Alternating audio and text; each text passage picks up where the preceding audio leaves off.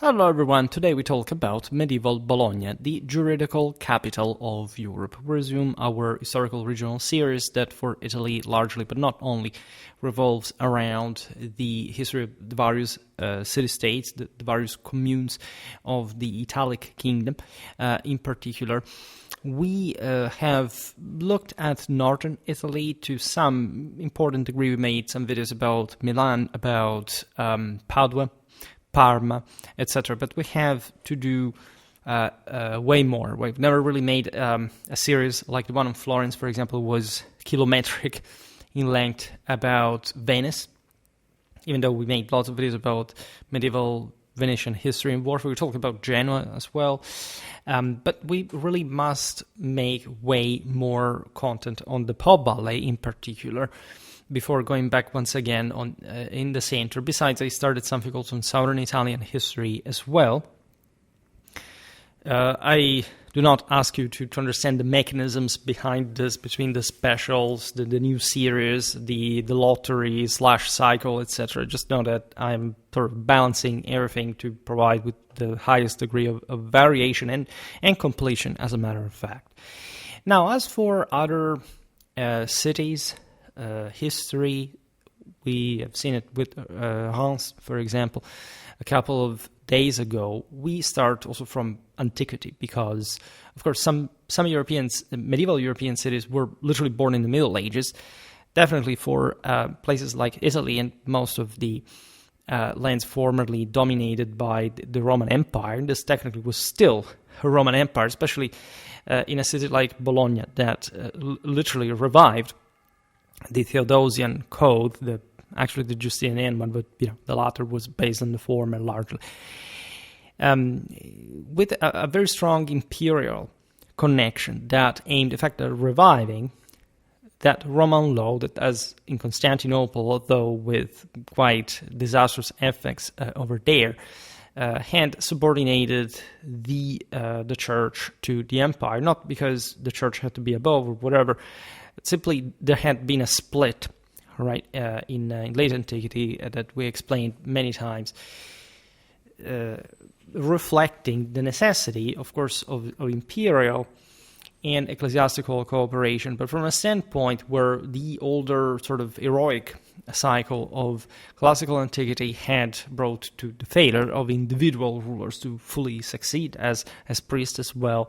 And you have different shortcomings. Europe has the investiture controversy that actually is a great cooperation, not just antagonism between the church and the empire. In the Byzantine world, you see basically a radical sclerotization to the point that it will be taken over by the West. The Arabs are perennially unstable, politically speaking, together with the entire Muslim world. You're talking mostly Mediterranean perspectives, because they do not have leaders that can sort of emulate at least the achievements of the earlier caliphs that, in any case, had never really quite directly controlled everything that at a point they had claimed to be under their control, and in fact had sort of failed before starting to that degree. Now, the history of Bologna stretches back to the 3rd millennium BC, with archaeological evidence of human habitation in the fertile plain between the Idice and Reno rivers, a region offering natural protection and a temperate climate ideal for early settlement. By the 9th century BC, during the Villanovian phase of the early Iron Age, so we're essentially in the first quarter of the 1st millennium BC, significant communities emerged. This is in parallel with the strengthening properly of the Indo-European presence.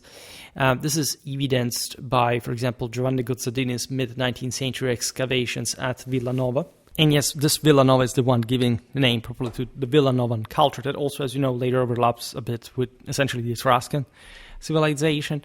It's in the Bolognese district.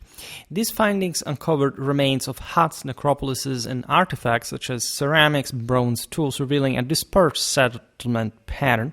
The Villanovians, precursors to the Etruscans in particular, relied on agriculture and pastoralism, cultivating crops and herding livestock in a landscape shielded from mountainous threats, at least at that point when the Celts arrive. As we'll see now, things change a little regardless of the Alps. The Villanovan settlements, constructed with perishable materials like wood and straw, featured simple functional designs with dwellings often clustered near water sources for practical reasons. These early communities laid the groundwork for Bologna's very urban development, establishing a foundation of economic social organization that would evolve over centuries under the leadership of the local establishment. By the 7th to the 6th centuries BC, Etruscan influence transformed the region, leading to the establishment of Felsina, likely called Velsna in the Etruscan language, where at the end of the 6th century, Felsina emerged as a sophisticated urban center in the Po Valley, strategically positioned to control trade routes and communication networks.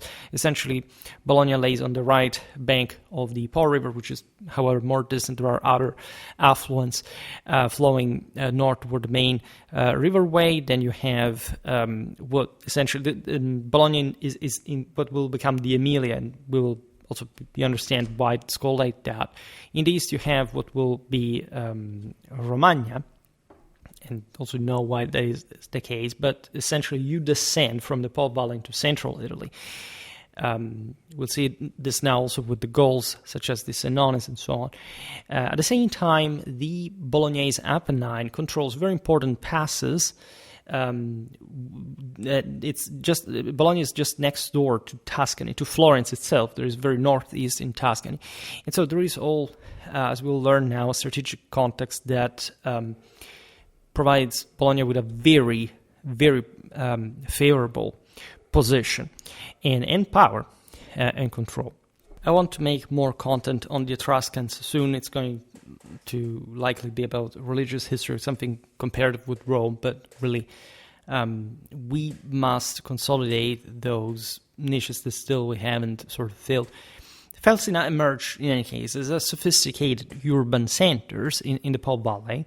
You see in this first half of the first millennium BC, the de facto proto-urbanization, even north of the Apennines.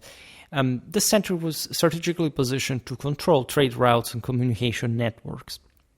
Through the Etruscan Emporium at Spina near the Adriatic coast, Felsina became a hub for commerce with the Mediterranean, particularly Hellas, importing luxury goods like pottery and exporting local products such as grain and metals.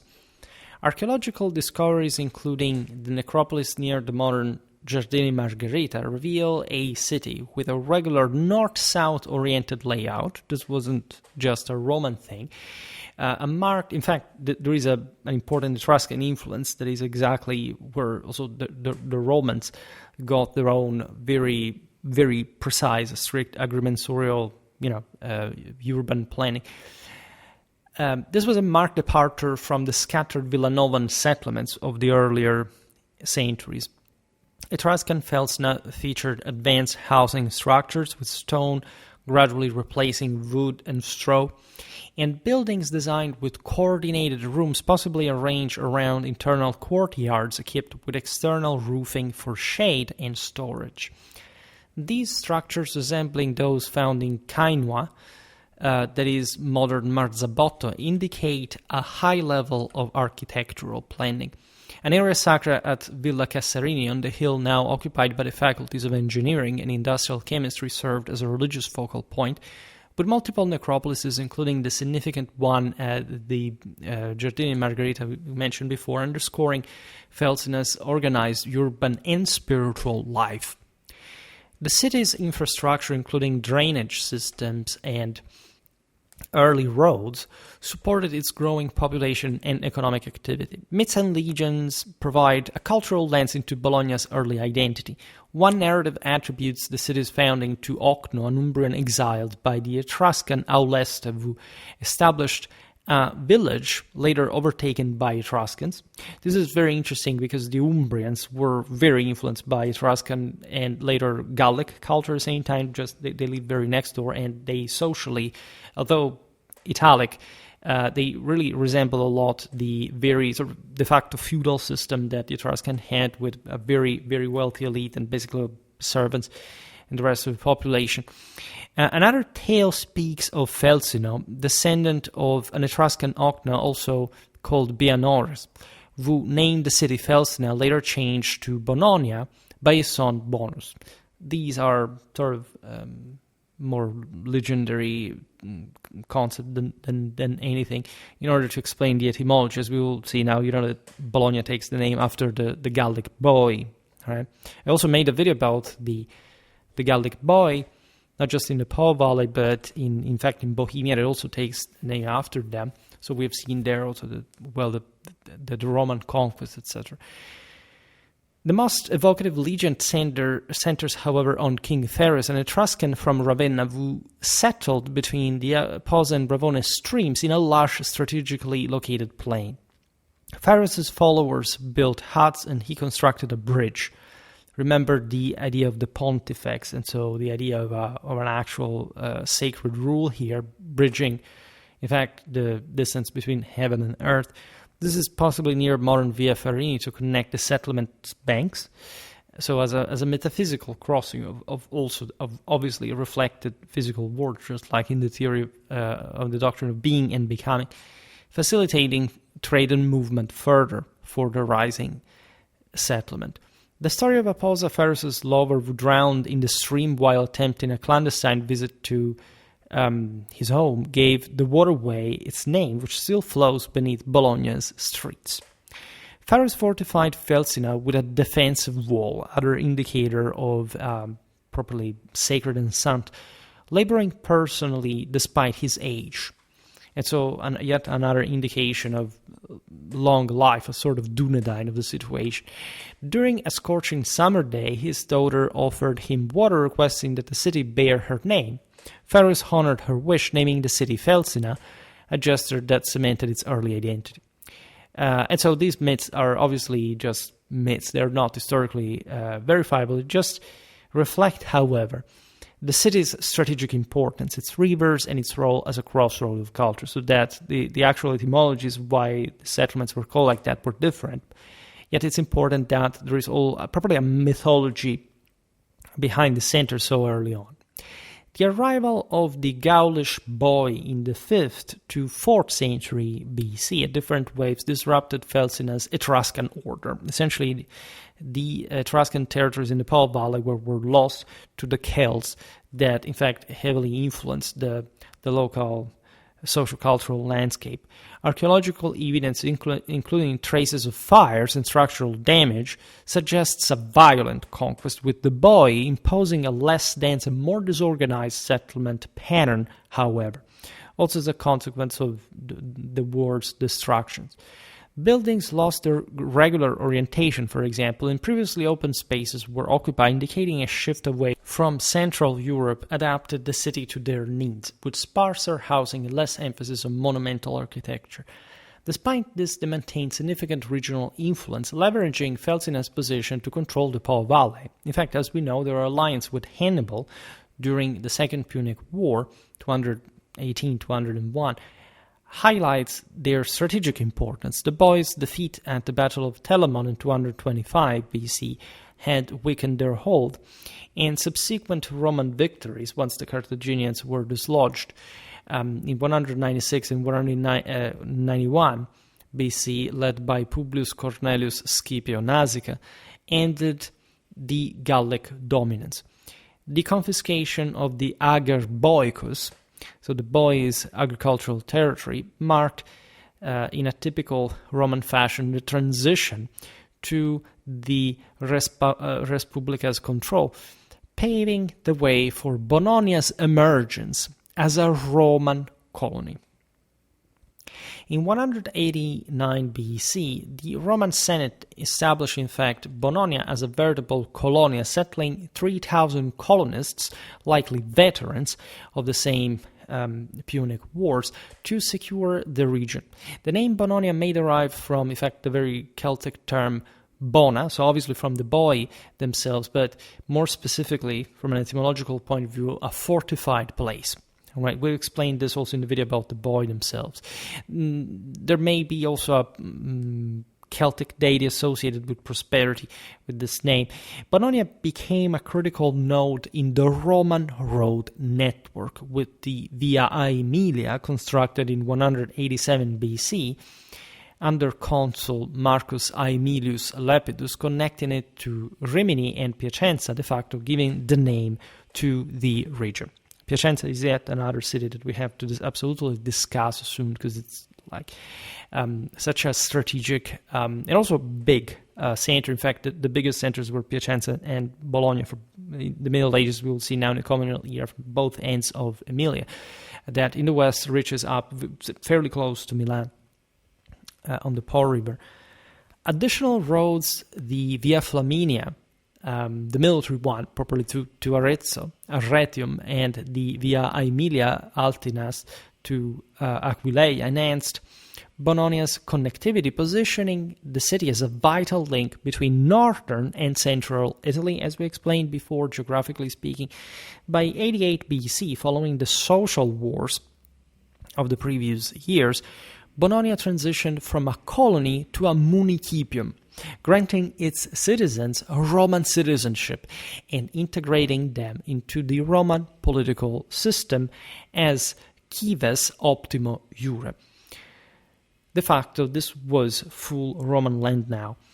Under Augustus, 27 BC, 14 AD, the city underwent significant expansion, with over 10 kilometers of paved roads constructed using durable materials like basalt. Northern Italy, the Po Valley, what had historically been Cisalpine Gaul, it became Italy under Augustus in his reorganization of Italian regiones, even though this had technically been a province, was incredibly functional to the specifically military nature of the Po Valley, right? The Gallo-Romans of northern Italy were essentially the manpower of the Roman Empire at this point during the civil wars for a great part of later times. We've also seen from other videos, like the one on Milan, for example, the incredible importance of this region in late antiquity during the migration era as a veritable hinge connecting everything, right? Gaul, Germany, Italy, the Illyricum and beyond the Danube. So one of the single most important parts of Europe, as it's still today, telling the truth.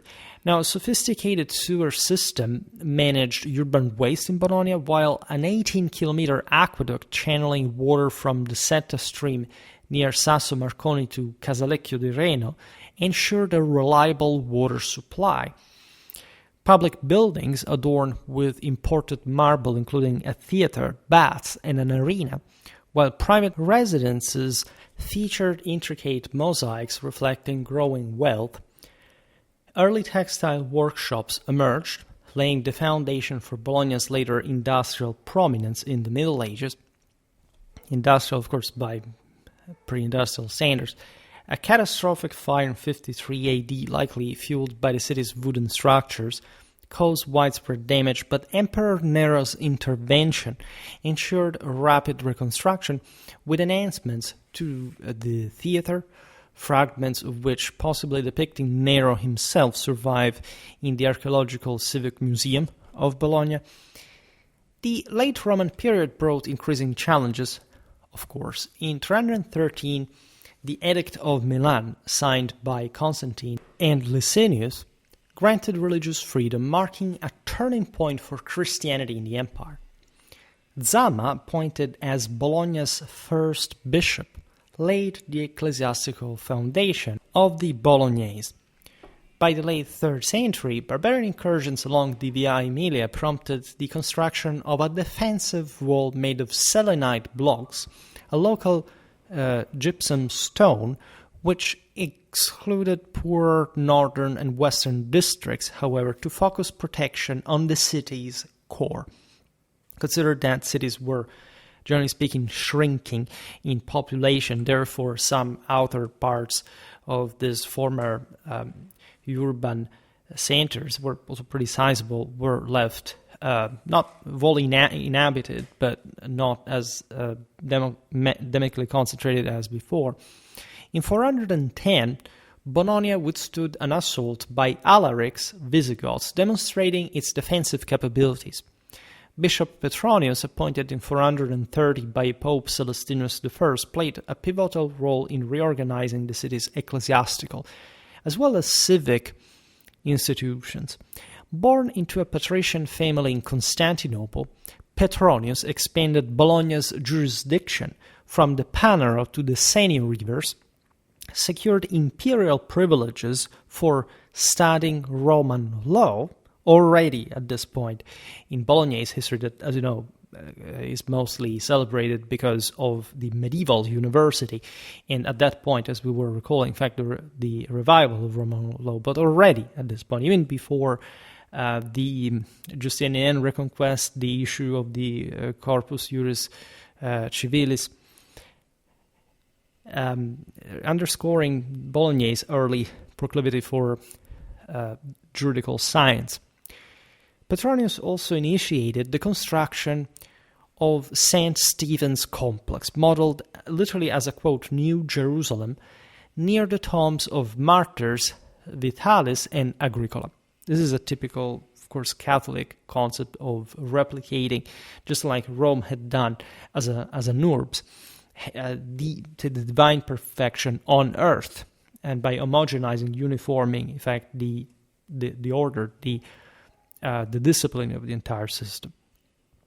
The aforementioned complex, with its cluster of churches, became a spiritual center reflecting Petronius's vision of Bologna as a veritably sacred city. And of course, this complex still exists today.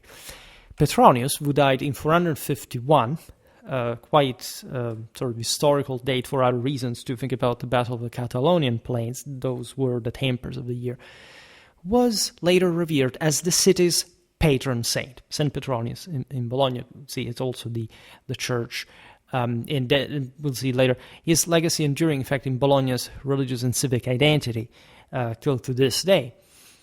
The evaporation of the western half of the Roman Empire in 476, at least from a formal standpoint, marked by Odoacer's deposition of Romulus Augustus, plunged Bologna into a period of instability, with the city suffering repeated sacks by barbarian groups, including the Eruli.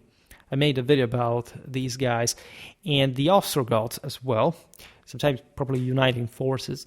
The early Middle Ages were a time of further disruption, but also of adaptation. After Odoacer's Eruli, Theodoric's Ostrogoths occupied Bologna, maintaining ties with Ravenna. At that point, the veritable imperial capital, at least what had been up to the, as we've seen, the dissolution, formal dissolution of the western half, administrative part of the Roman Empire. Ravenna naturally had historically been growing in importance for many reasons. We will make a video about medieval Ravenna. That's a good city to cover that. For example, think about the Roman Adriatic fleet, the one that they used towards the east, that would maintain, in fact, its connections with Constantinople later on in the Byzantine era, the capital of the Exarchate, right? The essentially rival archdiocese in, technically it's northern Italy, but it was more connected with Rome. They actually claimed metropolitic control up there. The other big center was Milan, that however was more detached. It was a ferocious competition between Rome and Ravenna, also because the Romans and the papacy soon emancipated themselves from direct Byzantine rule that depended from Ravenna, right? We told this in different videos, both on Byzantine, also later Frankish history. Well, Bologna is just next door to Ravenna, so to say. And this somehow played as a fallout on Bologna's development, fostering a modest revival due to proximity to administrative power. So you have this Byzantine period in Bologna during the 6th and the 7th century, roughly, remaining under Ravenna's ecclesiastical jurisdiction. In the meanwhile, however, its urban fabric had deteriorated, as most cities at that point in history, with many areas outside the walls reduced to ruins. In 727-28, the Longobard king Liutprand, the most powerful in Longobard history, sacked and captured Bologna as a Byzantine center, incorporating the city, however, into the Longobard kingdom. Right, the Longobards established properly a Longobard addition, so as it is still called in the topography of Bologna. That is to say, a fortified quarter near the aforementioned St. Stephen's one of St. Petronius, distinct, however, from the walled Roman city. This is quite relevant because it was a sort of citadel dominating the still Byzantine. These de facto were all Italians, but they retained, of course, a distinct Roman identity, especially from a juridical point of view. There were also tendentially more economically oriented places. If you study also Liutprand's addition to Rothari's edict, and we'll come back on that topic at some point, you realize how actually important this incorporation really was. The Longobards could sack the center in this moment, but we are far beyond the sort of the brutalistic years of, say, I don't know, the ducal anarchy of the late 6th century. Here, Liutprand was a very wise, civilized, and fully Catholic king, by the way, that was essentially taking advantage of essentially the collapse of Byzantine Italy. In fact, also Ravenna would fall without the first time, especially without even a siege, but with a coup. All right, and we talked at length about the sort of the homogeneity, especially at this later level of great decentralization, especially of the namely Byzantine territories, especially in central northern Italy. In fact, of Longobard and so-called Byzantine Roman Italy. The aforementioned Liutprand semicircular fortification centered around the old church of St. Stephen itself housed Longobard settlers and facilitated interaction with the Byzantine population within the walls, with the Rabbinate Gate serving as a cultural and physical bridge, as well as a symbolical one as it led toward Romagna, whereas this was to remain Emilia historically. A notable artifact from this period, the basin of Pilatus at St. Stephen, inscribed with the names of Longobard kings Liutprand and Hildebrand, as well as Bishop Barbatus, reflecting their administrative presence in Bologna. Liutprand, exploiting Byzantine weakness, briefly threatened Ravenna but withdrew beyond the Santerno River, leaving Bologna under Longobard control, while Ravenna temporarily remained Byzantine. Charlemagne's conquest of the Longobard kingdom in 774, following Pope Hadrian I's request, brought Bologna under Frankish control and papal authority, integrating it into the Carolingian Empire as a frontier mark. In fact, even though the Byzantines were not really there anymore, there was still something external about this area in lands that had been so close also to what now was emerging as at least especially north of the Apennine, the nominal what became the papal states, Patrimonium Petri. In 898, King Berengar I of Italy granted the bishop and church of Bologna control over a port on the Reno River at Silva Piscariola, which suggests, in fact, a fishing activity and marketplace that sustained economic production along the river. The transfer of the episcopal seat to St. Peter Cathedral and the growth of monasteries like Ronzano, St. Victor, and St. Mary in Mountain marked this period of transition as Bologna sought stability amid political upheavals. This is the post-Carolingian era. There are lots of unpleasant things happening. However, the Italic kingdom still develops alongside the civilized pattern that the Roman legacy and the Longobard unity actually had conferred to the era. As you know, if you still think that Longobarд history was a moment in which every duchy did whatever they wanted, just know that seriously you know zero about the historiography about and the very ABC of Longobard history. Nevertheless, I will make more videos about that. And so in general, the 10th century is also a moment of great resurgence that opens to the higher peaks, so to say, of Bolognese civilization. By the late 10th, with in early 11th centuries, with the Renovatio Imperi, the Ottonian rule, the gradual stabilization of the city's government, first through the bishops' counts, and also just through what was essentially the proto-communal era. I made a video about this, the urban power before communes. Bologna experienced a revival driven by a resurgence of monasticism and a broader European awakening in religious, civic, and political spheres, for which Italy was very advantaged, especially in the center and the north. So all those important characteristics that had endowed Bologna with such a great power in antiquity were reactivating in medieval Bologna at the threshold of the communal era.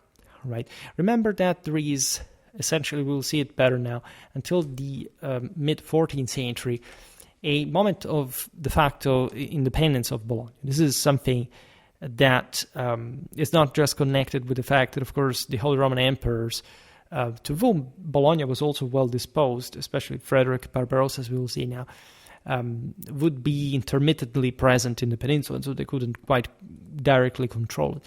But the aforementioned concept that Bologna laid within what had to be the ecclesiastical, say, the Roman ecclesiastical state from the urbs proper, and that these communes that still did not consider themselves as part of the Patrimonium Sancti Petri, in fact, bet to differ a little, especially in such north of the Apennine, in such a decentralized position. From of course, like the Pope at this point did not have any statile military capacity to simply conquer Bologna or something like that. It's something you have to wait for a bit, like in the 14th century, as we will see now with papal legates and so on. But it's something we've seen also for other communes. Recently, for example, we made a video about Braccio da Montone. And back in the day, we made a video about his Perugia in the Umbrian hinterland, right, the largest Umbrian city. And that was in the very core of the Papal States, but it took a really long time before this could simply be controlled. And still, like in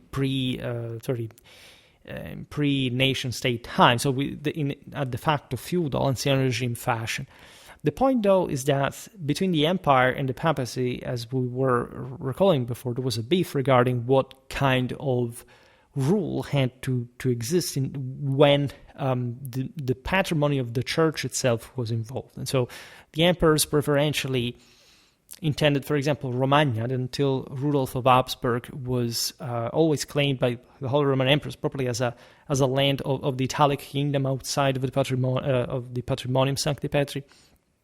Whereas the papacy accepted even some degree of power sharing, of course, with the emperor, because the nature of the patrimonium was something more specifically contractual. Not everything, even in Rome, in theory, belonged to the church because the church had sort of superimposed itself to the public domain in the early Middle Ages. It's a very complicated story, telling the truth.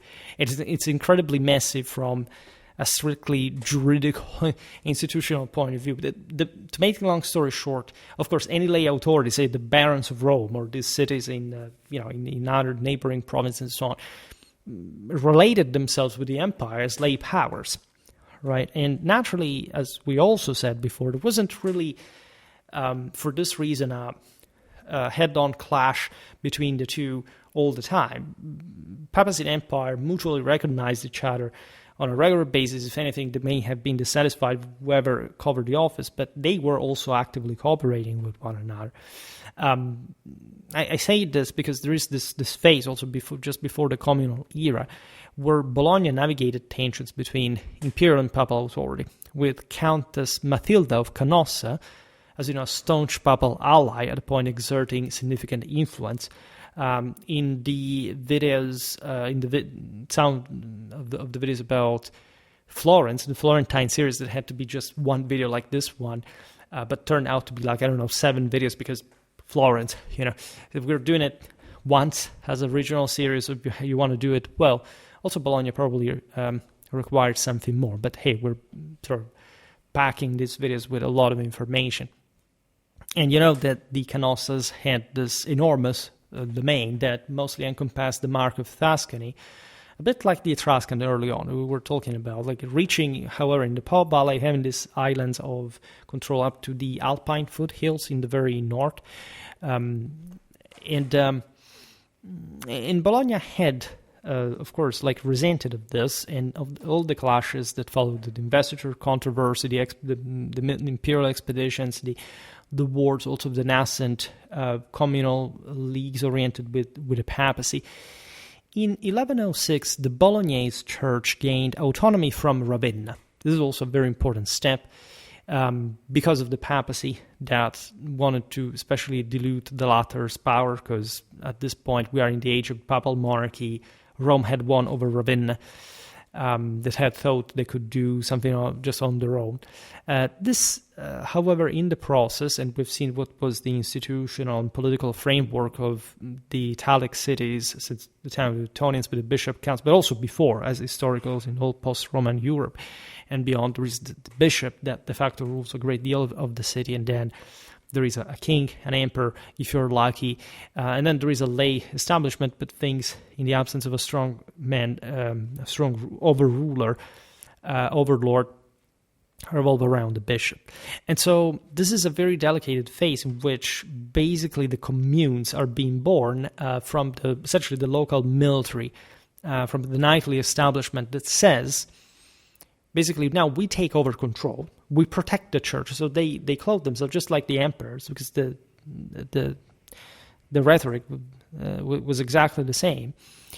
And we will essentially start ruling as a commune on behalf of the city, of the bishop, so that the district that was given in Ottonian times to the bishop as if he were a count, a practice that the emperors had pursued to essentially prevent from the local nobility to get this public, say, de facto inheritable control. In fact, on the city district, because the church does not have children, does not have heirs in that sense, just the same church, bolstered the Bolognese civic independence and fostered, in fact, a sense of local identity as well, right? Everything was localizing, but in Italy in particular, on the basis of communal power that was really unprecedented, also in Roman times, urbanly wise.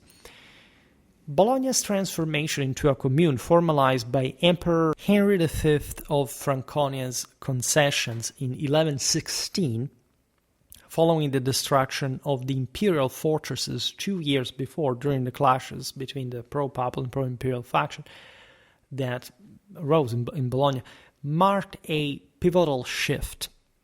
The commune, initially aristocratic and led by consuls, as we said before, this great military class, there were also lawyers, merchants, whatever, but the top was, of course, incarnated by the knights that were, in fact, the consuls themselves, that maintained this, literally just like in ancient Rome. It was a collegial office of 2 consuls, leading the city's army at a time, mirrored the governance structures of neighboring cities like Modena and Parma. Parma, as I said before, we made a couple of videos about. It's very interesting history, great city, even though sort of middle-sized among the city-states, but quite relevant. Emilian history is quite fascinating. We just miss Modena. Well, we miss actually a lot of these, but we did Parma already and Bologna now.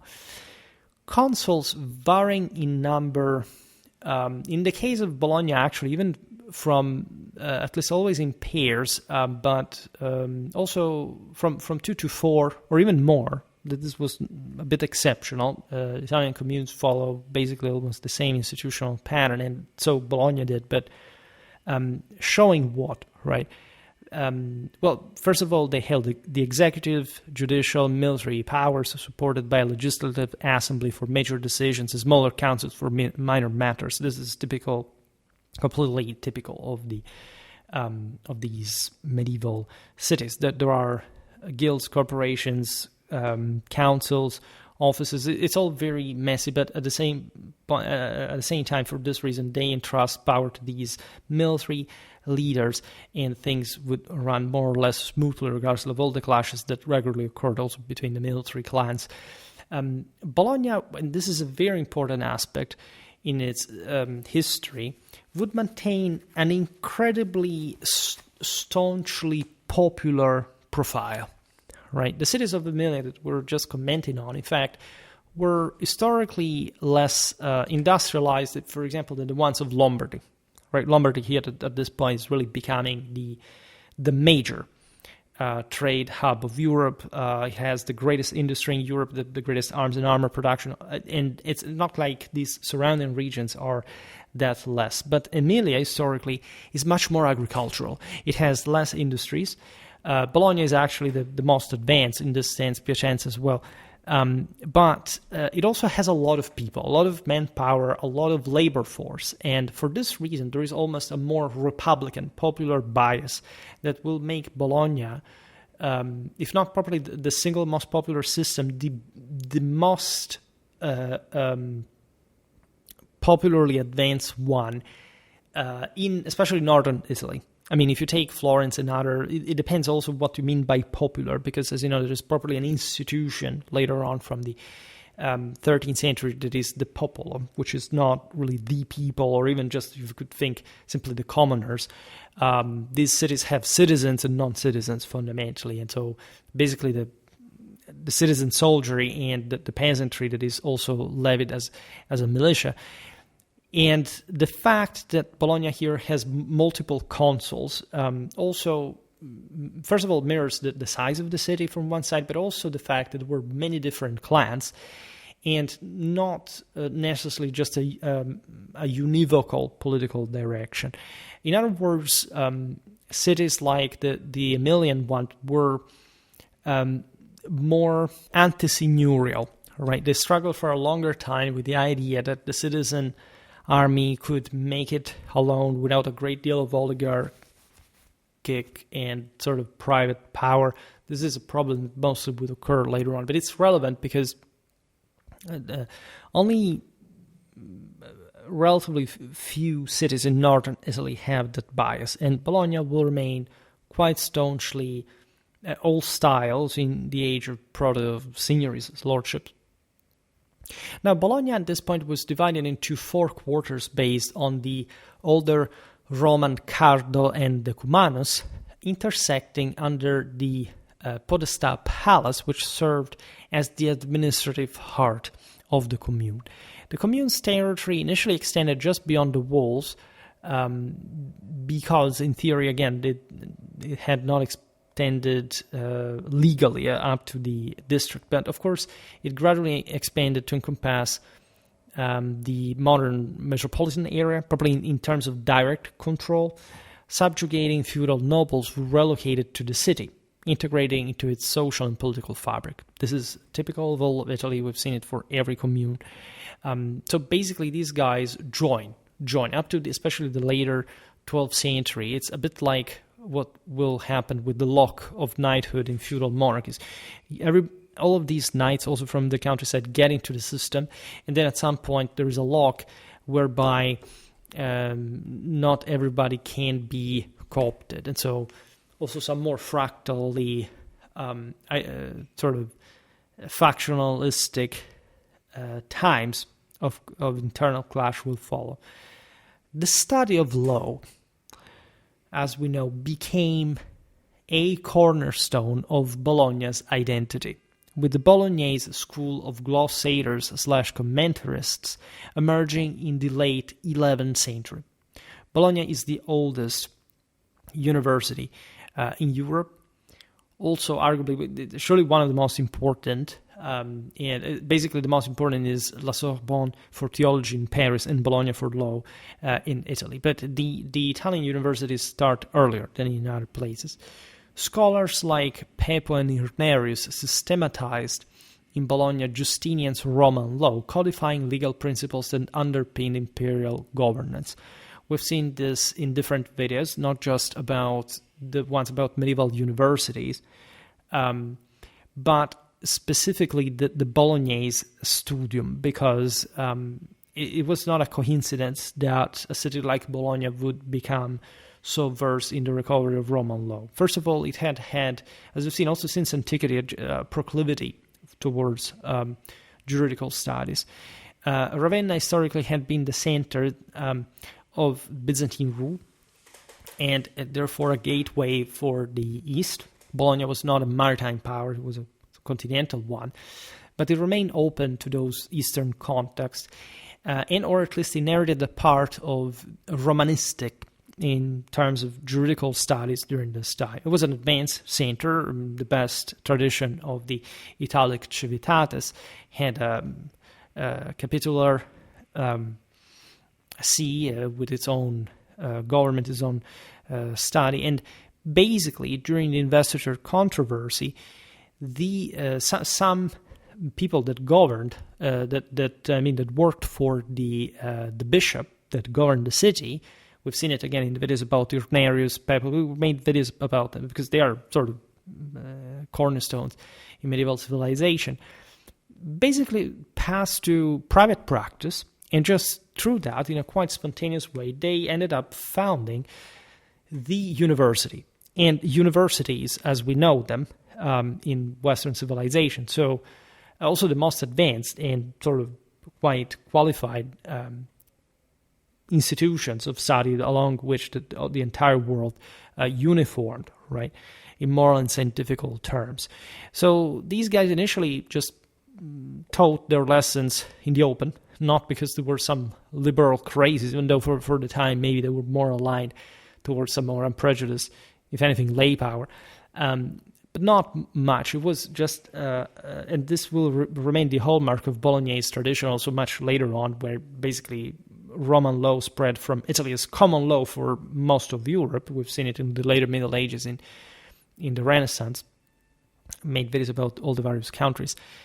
The Bolognese studies were aimed at practicality, so the practical use of law, especially in a region like this that was dramatically rich, trafficked, at the heart probably of some of the most important intercontinental connections, and therefore required a great deal of not just literacy, but as a consequence, a lot of contractual practice. This was something dating back to, as we've seen, Byzantine Lombard times. There were other cities that were similar. For example, Pisa. Certain manuscripts, the peasants literally thought that they were Romans still in the Middle Ages, and they were also Ghibelline for that matter. So there is a bit also that alignment. Why? Because Roman law, as we said before, stated that basically the king, the emperor, could and would rule out of their own potestas, right? Just like it was in the Roman Empire historically, or also in Constantinople. Even though the Italians here were not interested in the Byzantines, were probably interested in essentially filling some gaps, some lacunae in their own juridical system that were dramatically advanced. In fact, the recovery of Roman law starts incidentally from Longobardistics. The Italians basically at this point had massive juridical collections already of essentially Lombard law, that was their national law. Also in southern Italy to an extent, by the way, not just in the Italic kingdom. Then the Carolingian editions, the Ottonian ones, and so on. Then the imperial laws, the feudal laws, and some other costumes. And so basically at this point, when everything was taken off towards a tendential statal direction, of course, every gap that had existed in the early and the high Middle Ages, where society was simpler, there was sort of less wealth, less issues, less government, etc., now needed urgently to be gapped. And so while Roman law will actually turn out to be common law for most of Europe through the Bolognese school, because it was also a much more advancedly sophisticated system with all specific institutions and so It was initially recovered just for literally filling the aforementioned gaps in juridical practice, and for essentially practical reasons. It wasn't much of an ideological interest. The most ideologically interested in here were the Holy Roman Emperors, who began, as we will see now, to heavily subsidize the Bolognese to pursue their studies in their university. Hence the early also recognition of these institutions at a very high level. Now the glossators, let's call it in this way, there are still the tombs in Bologna. In some places there are some altars elevated, and these glossarists became literally like celebrities. They were famous all over Europe, and they were even knighted. They thought essentially that they had acquired a degree of imperium for being so effective at law, and everybody wanted to get them. Every government in other cities as well, for having them organize and settle matters and codify law and so on. Their work laid in the foundation for the studium itself, later recognized as the University of Bologna, that of course also still exists today, conventionally dated to 1088. There is some legend sort of around this. It's not pure history, but we do know that the university already existed by that point, or at least the later evidence suggests that this was already a developed thing at the time. A document from 1067 even mentions a doctor legis, so a doctor of law, suggesting earlier legal studies anyway. And again, these had all emerged from the episcopal cathedral chapters and the bishop's government and administration. These were all lay people, by the way. They weren't like, I don't know, in Northwestern Europe, clerks, right? They were all literate, educated, rich, politically involved, and governmentally experienced lay people who worked for the bishops, for the kings, etc. And they were heavily involved in private practice, economically speaking, and beyond. Also in teaching, in this sense, law to other people that needed to grow domesticated, so to say, to that. As Europe's first true university, Bologna attracted students from across the entire continent, including luminaries later on like Dante, Boccaccio, and Petrarch, that was a bit like the magic trinity for later medieval Italy, the 14th century, and became renowned for its legal but also medical schools, by the way. By the early 13th century, Bologna's population reached 10,000. Right, it wasn't even an overwhelmingly large center at this point, but the university really helped a lot in this growth. That had also been expanded by commercial and artisanal practice, with the university enhancing further this cultural but also economic stature. We made videos explaining also how dramatically expensive universities were at the time. There were families that invested literally their entire fortune for sending their kids to probably study across Europe at the time, by the way. It's something insane, but that's how really precious education was in the Middle Ages, but also how dramatically advanced. But do you know how long the corpus, even just the institutions of the Corpus Juris Civilis really are? The pandecta. These people had, by the fixed curricula that began to be issued by the same university, learn all of this by heart. I mean, there were people in the Middle Ages who knew the Bible by heart. They were naturally much more intelligent and trained than we are. But I mean, they had to learn that, and then the entire glossa that became ever bigger and properly collected in an entire series of volumes and literally known by heart. And the studies were incredibly long, incredibly hard.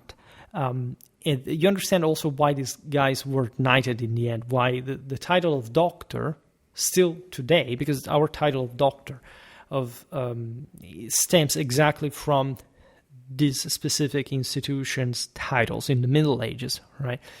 So it elevates you to some higher level properly. Speaking as a PhD, I'm partisan, but also to say that actually today's doctorates have collapsed in quality, except like the few good institutions who still have, because everybody's a doctor in some, but as a matter of fact, very few are actually anything comparable to even people who studied, I don't know, 100 years ago. You can't imagine, 1,000, right?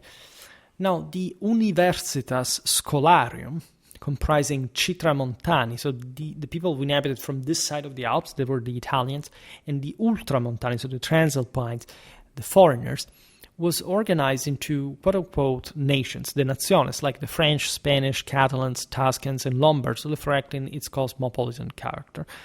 Universitas, that by the way is the term we still use only for universities, so to say to the higher educational institutions, was actually the standard name for any kind of guild that existed at the time. It was born as a guild, as a community, as a group like any other. It of course means universal, but in the etymological sense that this is literally verse, so turned in Latin to a single uni, one direction, right? And this is not just intended for the specific craft of the given universitas, but because this was all part of the broader body of the Christian world and its divine direction. Hence, obviously, the same studies were heavily Catholic in the sense that they were universal. And in fact, the broader point was not merely like a provincial tendency. It was just sorting out mostly all the controversial issues, the theological, because there is here in parallel an equal booming, probably of ecclesiastical studies, often from also people that had studied both things at the same time. So enormous minds of the era. Constitutional issues, juridical issues stemming from the investiture controversy. That was one of the single most powerfully impacting events in the history of mankind, way more important than the Enlightenment, as a matter of fact. The national divide was also normal. Guilds were subdivided also in national groups that subsidized each other. All of this was private, by the way. Yes, there were some mechanisms for which the communes began to sort of arrange also specific rules for university, also because these students were incredibly sort of aggressive. They had to be heavily disciplined. There is all a story of also secession. Part of the Bolognese University will migrate to found the Paduan one, as we've seen in the video about Padua. In fact, the university operated as a semi-autonomous entity within the commune, right? It was also the communes at some point later on. It was institutionalized, but not in the sense that you could simply tell them what to do. Like, university was free, by definition, the liberal arts, with its own magistrates and privileges, contributing to Bologna's epithet, La Dotta, which means probably the cultured, right, the highly educated. And given their curricula, this was an utterly insane level of education for medieval standards. Its medical school also gained particular renown. This is relatively lesser known, advancing, for example, anatomical and surgical knowledge, while the legal faculty trained jurists who influenced European governance at all levels. Bologna's communal autonomy faced challenges during the investiture controversy as the city balanced its dual identity as an imperial and papal city alike, a legacy of Charlemagne's concessions to the papacy, paradoxically. So perfectly mirroring all the ambiguity on the investiture controversy, right? Besides the natural political factionalism within the city. Bologna joined the Lombard League against Emperor Frederick Barbarossa, at least initially. The Hohenstaufen sought to reassert imperial control over the Italic kingdom and Rome. After initial concessions at the Diet of Roncaglia in 1158, which granted privileges to the Bolognese university students, tensions escalated, leading Bologna to pay an indemnity and dismantle parts of its defenses to avoid harsher penalties. In other words, Barbarossa sort of subjugated the commune, but conferred more autonomy to the university. This was also just a political way to undermine the communal resistance, but also foster further the recovery of Roman law that was incredibly useful for the German ruler at that point. We have partially described this in the videos about Frederick Barbarossa's government, but it's something even more interesting because, I don't know, the Germans didn't have any of this, right? Cities of the type of the Italian ones, literacy, per capita wealth, communes dictating rule to imperial vassals, taking up arms against the emperor, and even defeating him at a point. It's something completely outside of anything north of the Alps. But Frederick Barbarossa was also a great man in understanding, of course, the enormous cultural and political relevance of the revival of Roman law, funding these third estaters at large, and winning in the Bolognese University an important ally for at least the legal legitimacy of the emperor's doing in Italy. Upon Barbarossa's departure, the Bolognese rebelled, however, because it's not like the university was in charge. They killed the imperial podesta Bezzo that had been left by the emperor and joined the League's 1176 victory at Legnano, a crushing blow against imperial forces. These armies were mostly all coalition forces, like throughout all the Middle Ages. I mean, also the imperials were in this case, the Germans with other Italians, and so on. I made a video about the Battle of Legnano very, very early on, several years ago by now, on Schwerpunkt, and it's almost painful to listen to in the way I spoke.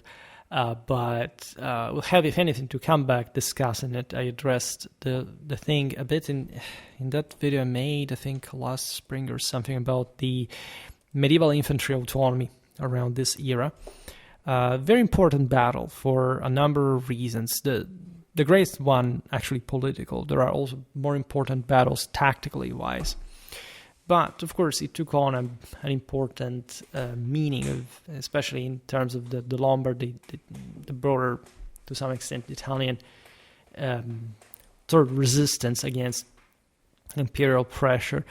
The Peace of Constance in 1183 granted Bologna significant privileges. After all, at this point, it was one of the main cities in the Po Valley, and continuously growing like the others. So, you see, there is not even a major center that threatens the Bolognese in the nearby. It's literally the biggest city, and it's, if anything, also by itself not so imperially aggressive on its own to capture others. It's relevant to observe how autonomy fosters this growth. Among these privileges, as for other victorious Italian cities at the peace, there was the right to mint coins.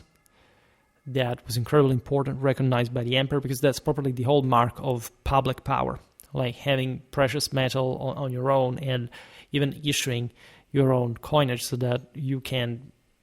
That this could be done naturally only by cities that had, in fact, a lot of wealth, and that therefore could be reliable as far as their currency were concerned. This cemented the Bolognese autonomy and fostered economic growth further. In fact, rapid urban expansion necessitated new walls and gates. We discussed the Circle, the fact that this Italian communes became the metropolis of the Middle Ages. They expanded sometimes even 3-4 times the gates compared to the Roman ring.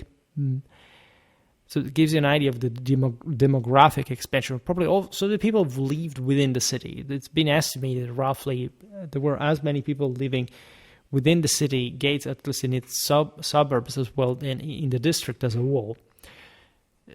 Ancient cities were not so densely populated. The medieval ones were much bigger. You have the Torresotti Circle, the Circla, which literally means circa. It's around the city completed by the early 13th century. If you search for, again, other videos I've made on the Italian communes, we will talk about this kind of infrastructural growth as well if you're interested. And this structure is also marked by towers, such as the Torre Sotto of Via Castiglione. So there were literally, of course, city gates dominated by towers. And you know, by the way, that Bologna is the city of towers, as you can see also from the pictures. It's one of the few cities, like also, I don't know, San Gimignano in Tuscany, that maintained some important degree of probably the original towers of the 13th, 14th century, veritable skyscrapers, but were much denser at the time. It tells you literally how overbearingly wealthy these communities were. They had castles inside the city, developing vertically, and it's something utterly insane.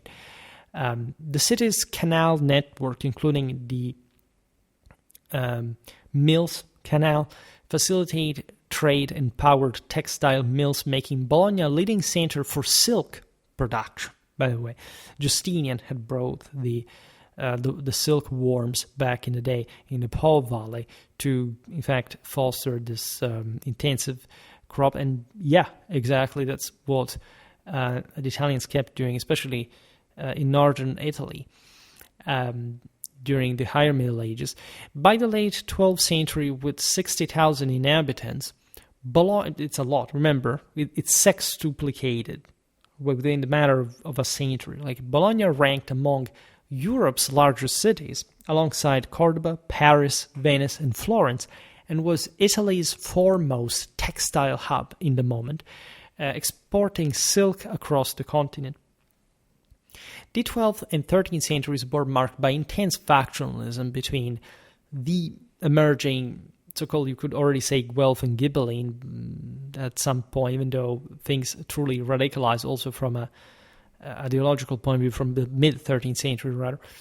You have the Germain family, which are the Guelphs, typically, and aligned with sort of the popular and commercial interests, and the Ghibellines, led by the Lambertazzi, tied instead to aristocratic and imperial loyalties. Of course, every Italian city has these names. It's a bit like Shakespeare's, Romeo and Juliet, the Montecchi and the Capuleti in Verona, that actually existed. In fact, were inspired exactly to this almost stereotypical Italian factionalism. But it's not like there were just two clans. These were just the most important in Bologna at the time. But even their loyalty could vary. Also because, as we explained before, these clans could be also led by hundreds of men of sort of their own family and region, so also ruling over other people and having lands in the countryside where other people work for them and so on. So they're big systems, and so you don't have always just a crystal, like these are a bunch of families, just a guy living in that house or another. They are very deeply intertwined, also international clans. These clashes reflected broader papal imperial struggles at the time, with Bologna's Guelphs gaining ascendancy through a series of reforms. In this, it's the popular element we're recalling before, the agricultural background of the Emilian world, the fact that Bologna had been born with this sort of republican ethos, the liberal university, and so they emancipate themselves from the imperial grip, and the Ghibelline families suffered as a consequence. This happens in an era where the Guelphs were not yet hegemonic in Italy, as largely they were after the battles of Benevent and Tagliacozzo and the Neapolitan takeover by Charles of Anjou, which makes it even more interesting in the Bolognese case, because it really shows a deeply rooted sort of Guelph orientation because of the city's political and social characteristics. In 1228, popular militias were recognized, strengthening civic participation. The 1245 codification of statutes formalized communal governance, while the 1256 Liber Paradisus, which freed nearly 6,000 serfs at communal expense, marked a pioneering act in European history reflecting Bologna's commitment to social reform. This is incredibly interesting. It's essentially to create new citizens, more manpower, people who could take up arms against the knightly, the chivalric, the feudal, the imperial elite, which is exactly what the Bolognese are up to. Bologna is rising up in a dramatic way in terms of manpower, wealth, political relevance, and these statutes are also designed to counter the magnates, the oligarchs who could take over power. Bologna is the protagonist of one of the most important infantry performances in high medieval warfare, the Battle of Fossalta. We will surely make a video about this clash fought in 1249 that really demonstrated the Bolognese military prowess. A few people know about this because, again, if you say Legnano, people know about that. If you say Campaldino or Monteperti, people, generally speaking, know what we're talking about because echoes, because staff reasons. There are other important battles. This is the one in which it's relatively known in general. The Bolognese defeated the Modenese, right? And if you study the story, it seems like a provincial clash between neighbors. But actually, Modena was a Ghibelline stronghold. It's just in the west of Bologna on the Emilia Road. So if you follow here the districts in northern Italy on the right bank of the Po River are in particular very sort of neatly sected along the affluents, the valleys of the tributary rivers into the Po. And so you have all a sequence of cities, right?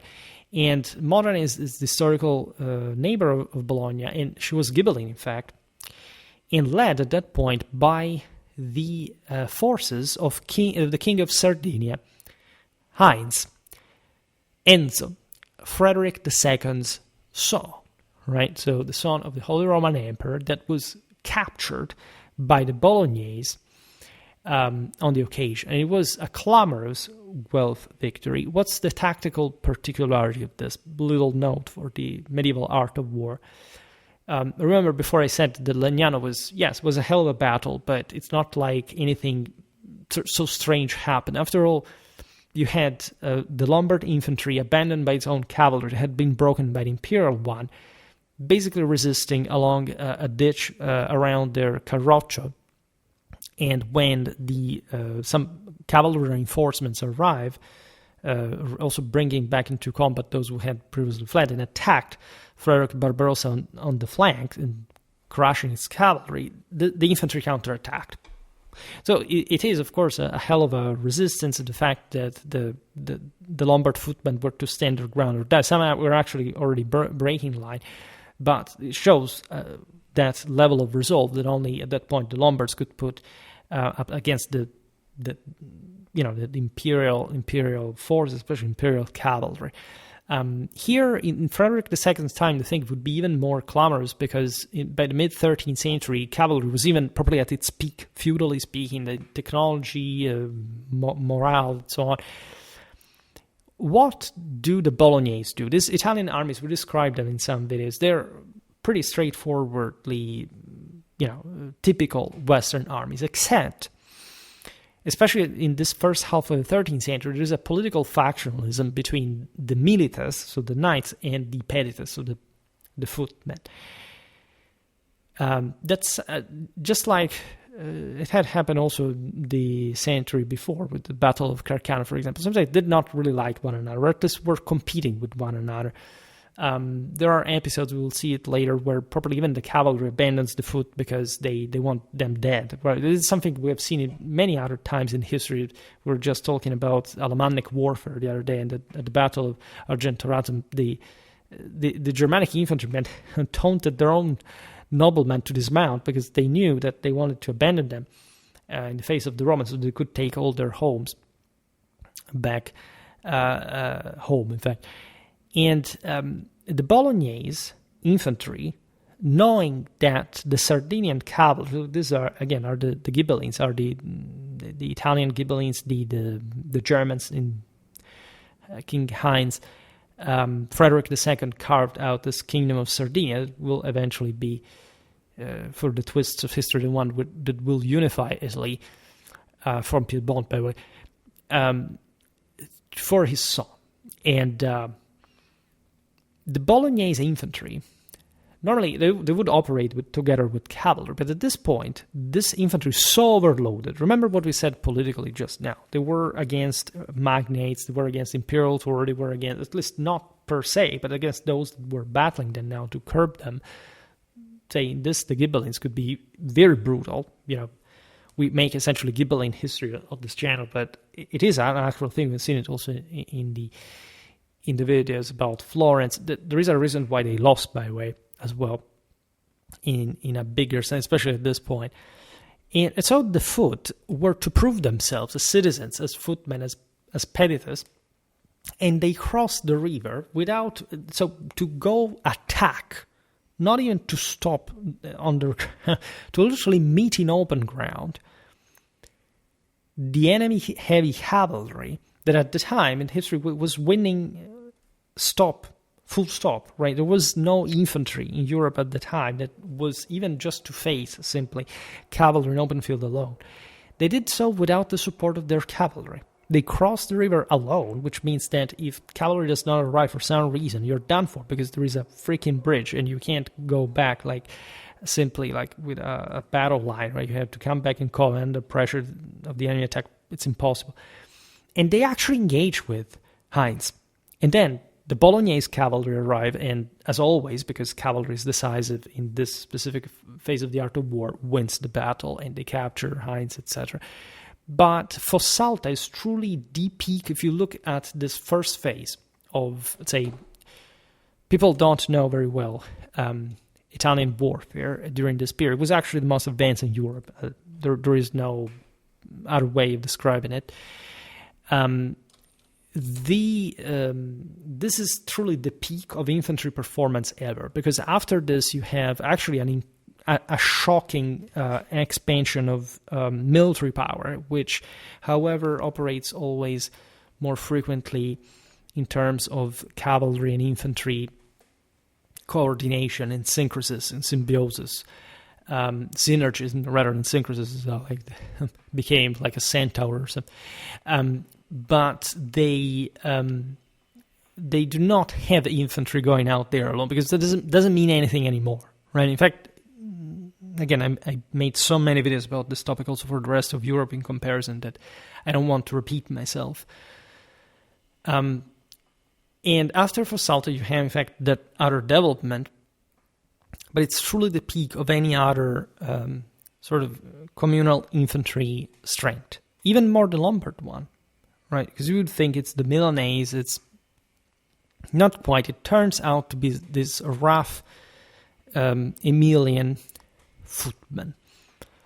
After this defeat, was incredibly heavy for Europe as a whole, because, again, the son of the emperor was captured.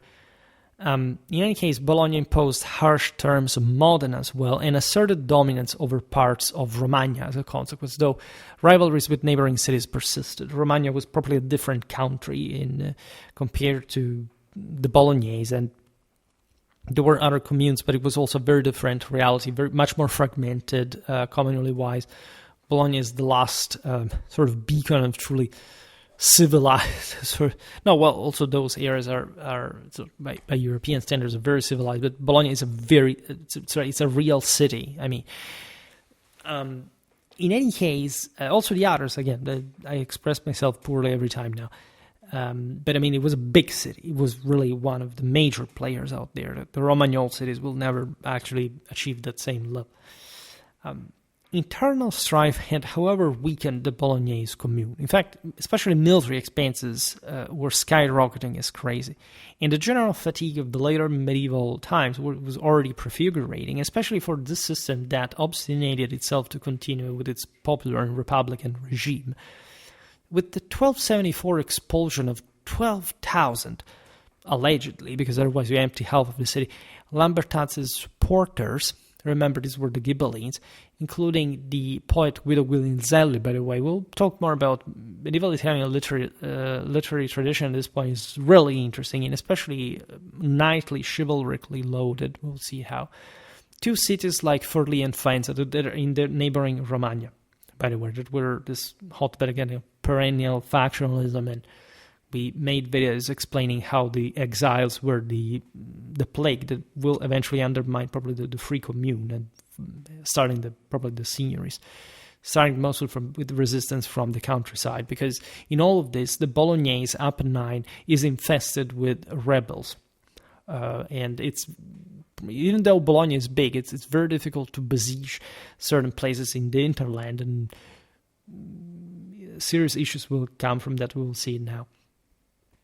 A 1275 campaign against Ghibelline Forlì in Romagna, led by Guido da Montefeltro, that was, as you know, one of the greatest commanders of the era, de facto protocondottiere and a reformer of the Pisan army. We have talked about this in the video about medieval Pisa. He had his son killed at the Battle of Campaldino. Very intense character. In fact, he slaughtered an entire French force sent, but because these were Ghibellines.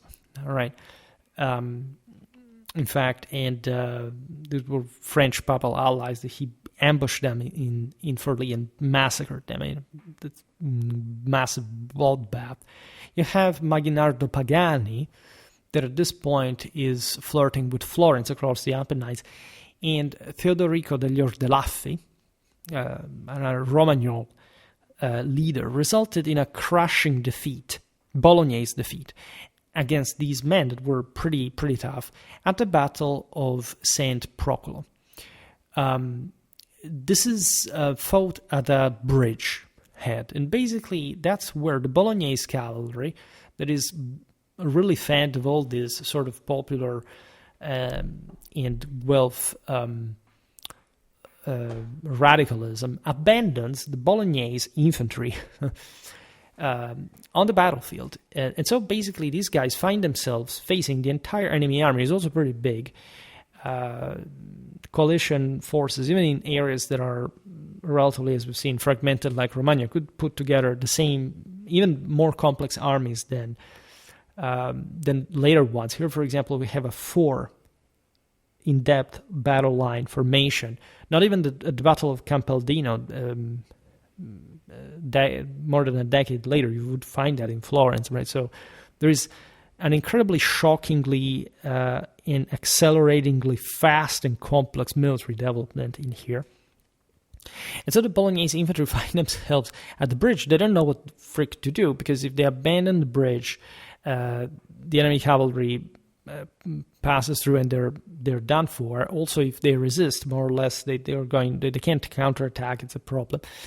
And it's a problem also for Montefeltro, who decides to use some catapults to dislodge the Bolognese infantry from the bridge. And the Bolognese take a staggering amount of losses before breaking, which tells you how tough Bolognese infantry was. But again, without cavalry, there's nothing you can do.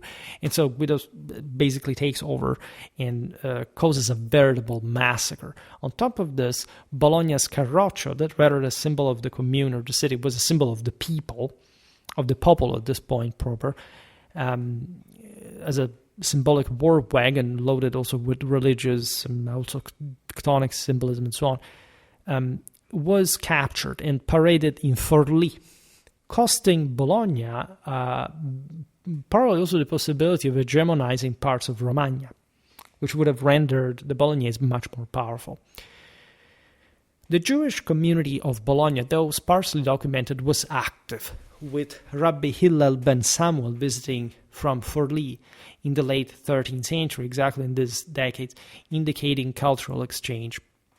In 1278, Bologna's Guelph government, because they remained Guelph even after this, swore allegiance to Pope Nicholas III, who appointed his nephew Bertoldo Orsini as a governor of Bologna, strengthening papal influence. A brief 1279 peace allowed some Lambertazzi to return, but renewed conflicts led to their final expulsion in 1280, solidifying Guelph dominance. Consider that at this point, the the Guelphs are really hegemonic in the peninsula. Not just, as we said before, the Angevins have created this great sort of commonwealth of most Italian cities, in fact, under the Guelph party at that point, relegating the Ghibellines just in some corners. But as we also recalled, in the same 1278, in order to properly rise to King of the Romans, Rudolf of Habsburg had basically forfeited Romagna as an imperial land to the papacy integrally in exchange for the recognition of his crown. So the Pope at this point was gradually asserting his own control, so north of the Apennines, in a very decentralized fashion, and Bologna, in fact, is still relatively on board. But things are never so simple in communal Italy. The 13th century saw architectural milestones, including the Asinelli Tower, that had been begun in 1109. These structures, again, are enormous. You can see it still in Bologna, again, one of the best examples, not the best example of medieval skyscraper, still existing, still standing in particular. And consider that the entire sort of city, and not just in Bologna, but in all the other Italian city-states, was literally covered entirely by these towers that were, of course, built also for military purposes, in the internal clashes were so common in the city.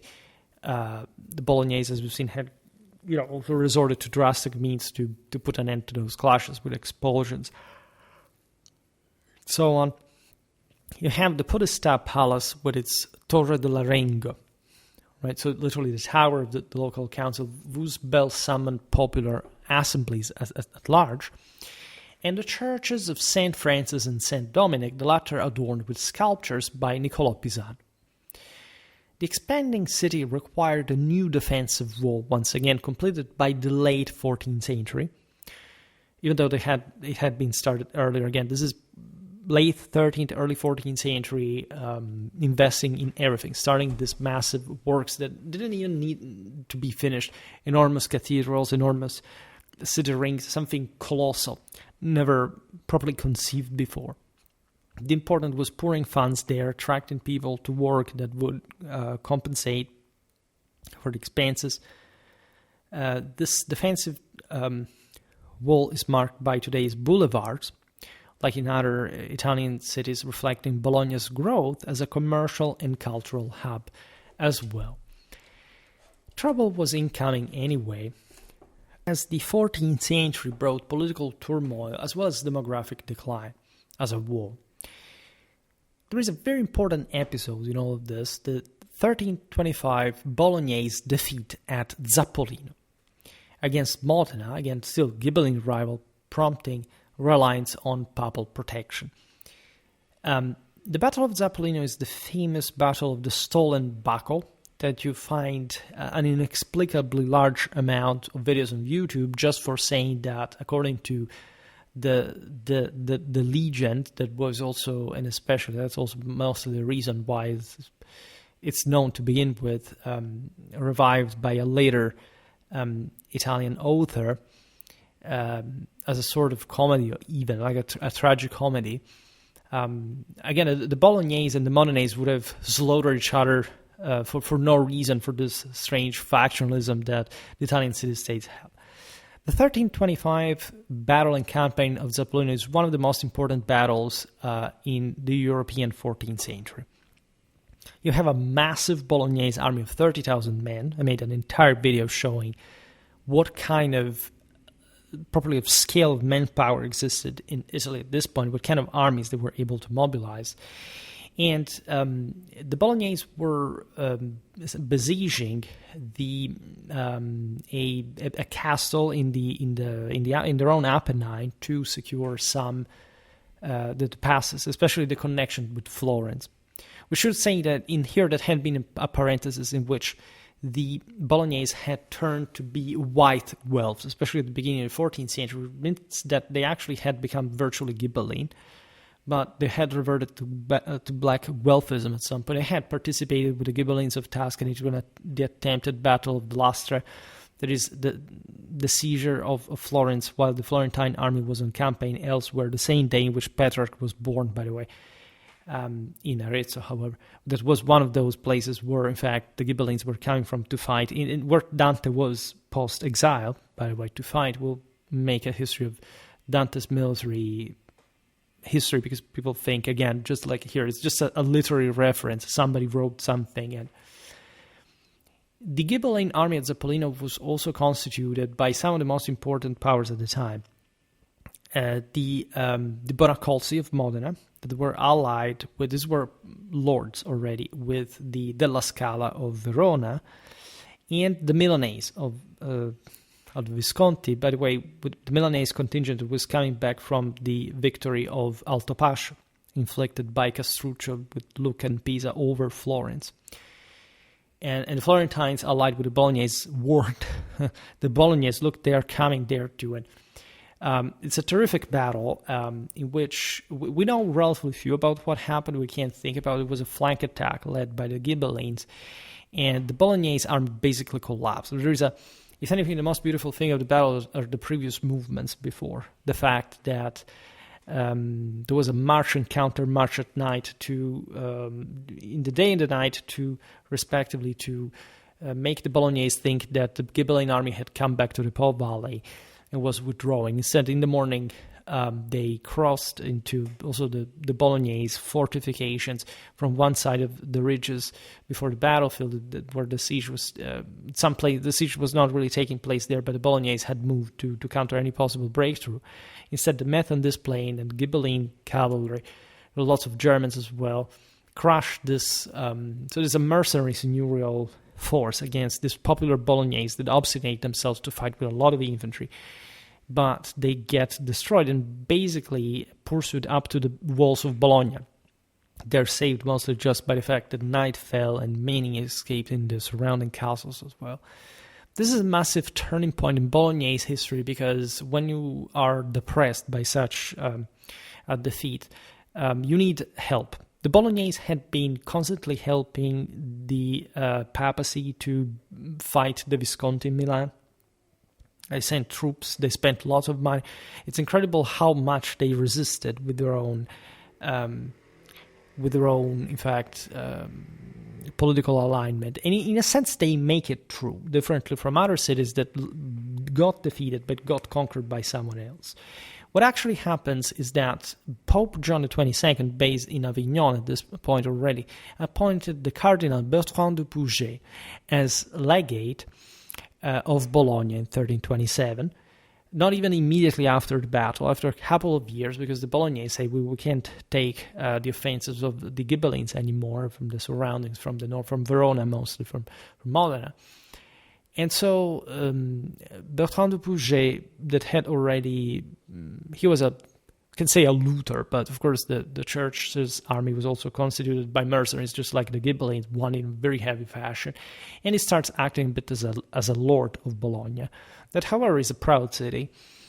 That there is all a broader international situation where Bertrand de Pouget envisions Bologna as a base for papal re-entry into Italy, or better, to properly constitute a papal dominion over the entire Po Valley at the detriment of the Ghibellines. This is also, however, the age of John of Bohemia and of his son Charles, the future Charles IV, that enter Italy and actually side with the papacy, but still also ignite a lot of clashes with other groups. It's a very strange thing, right? Because for the first time, you would think this guy from the north, de facto from Germany, is sort of the equivalent of the imperial force, right? Like Henry VII or Ludwig the Bavarian. I made a video about the latter recently, if you're interested in the story here, because it does entwine part with Bologna. He didn't go to Bologna, but the years here are, if you look at the general politics, definitely crucial to understand the general context. At the end of the day, however, Dupuget's authoritarian rule sparked a 1334 revolt in Bologna, with citizens destroying the Rocca di Galera, that was Dupuget's residence. It's typical for the lords of this era to erect some citadels. The Augusta in Lucca, for example, by Castruccio, there are many. Again, this idea that you have to control the populace, right? The Bolognese have a strong people. However, they can't quite go on simply with that, with the old communal popular era. This is probably not the era. This is, pre-Black Death, sort of already Depression, etc. And so Taddeo Pepoli, that is a Bolognese, establishes a signory in the same year after the Papal's expulsion. Apparently, the Bolognese cleaned their backside with the Papal decree. The Florentines, by the way, the Florentine knights that had arrived from Florence to save as black whelps the cardinal, the Bolognese wanted to kill at some point, were escorting him out of the city. So this is again the time which the papacy and Ludwig of Bavaria hate each other, and nothing is done, and everything collapses in terms of universal authority. It's really a very sad moment for the entire world. The end of the Pax Mongolica, lots of other issues, the popular ethos remains, however, also in the Bolognese signory, as Pepoli governs as a sort of first among equals. Right, of course, the commune is preserved. The communes, even under the signory, is always preserved. Today's Italian communes are actually still, municipally speaking, the successors of those early councils. And so Pepoli is not an absolute lord. And in fact, I made an entire video explaining how, weirdly enough, some older, admittedly older, historiography used to call the age of the tyrants in Italy. Tyrants equates lord here, and the Italians had literally the single most republic and egalitarian regimes in the entire Europe. So nobody really understands why these were tyrants, what were essentially like feudal monarchies. The national monarchy is rising, this was a crypto signory in particular, as many other signories de facto that were rising in Italy at the time. There's no doubt that the people is losing power, by the way. Don't get me wrong. It's not like these were freedom dispensers. But they were needed, because in times of crisis, that's what the people themselves give you. Right? It's not like, a city is conquered because everybody's dead. Right? No, at some point the people will leave there and said, okay, well, I don't want to fight anymore. And they prefer to fall under somebody else's rule. Which naturally was disastrous in general, but still, it's not like these people could rule over these communities without the consent of the same. Pepoli's rule, which balanced communal traditions with personal authority, ended with his death in 1347. The Black Death of the following year decimated Bologna, reducing its population from, at this point, we think 50,000 to something like 25. Naturally, figures are not so easy to extrapolate, but this is just a relative assessment. Consider that this is also the lowest point. It's not like everybody had died. Some people had just left. Right? I made some videos. If you go in the 14th century crisis or medieval society or economics playlist, Black Death, etc. I made some videos explaining what was happening between the city and the countryside in general in Europe at the time, with some examples, in fact, also from the Italian city-states. This, of course, temporarily disrupted economic and social life. In 1350, Pepoli's sons, facing internal and external pressures, sold Bologna to Milan's Archbishop Giovanni Visconti, who appointed Giovanni Visconti d'Auleggio as governor. And you say, but how? Weren't the Bolognese jealous of their own autonomy? Of course they were, and that's why they appointed a Milanese ruler, because Milan is fairly far, say in a political sense. It's not like the Milans are actually very powerful, and they can't. At this point, they're starting to infest even Tuscany, so it's not like Bologna is immune from Visconti's expansionistic plans. But it was much easier to have one guy ruling, like other podestas. That's how also the signori had risen, right? In a consensual fashion, and it's just a guy who maintains power, gets something in exchange, but it's also the Visconti of Milan. So whenever there is a crisis in Milan, this guy comes back, Bologna retains its own autonomy. We've seen it also with Perugia, with places that, in fact, in that case, even more, like what does that have with Milan in the heartland of the central Italian Apennines, like and the northwestern Po Valley. They are very different areas. It's not like they can't be reached. Actually, again, the Italians have, as we were explaining, also pretty fluid and sort of momentous military capacity, even in spite of the crisis. It's the age of the soldiers of fortune, of the mercenary companies. It's a pretty turbulent times, but if anything, that shows how people could cross. One thing is crossing a country, another thing, in fact, is controlling anything.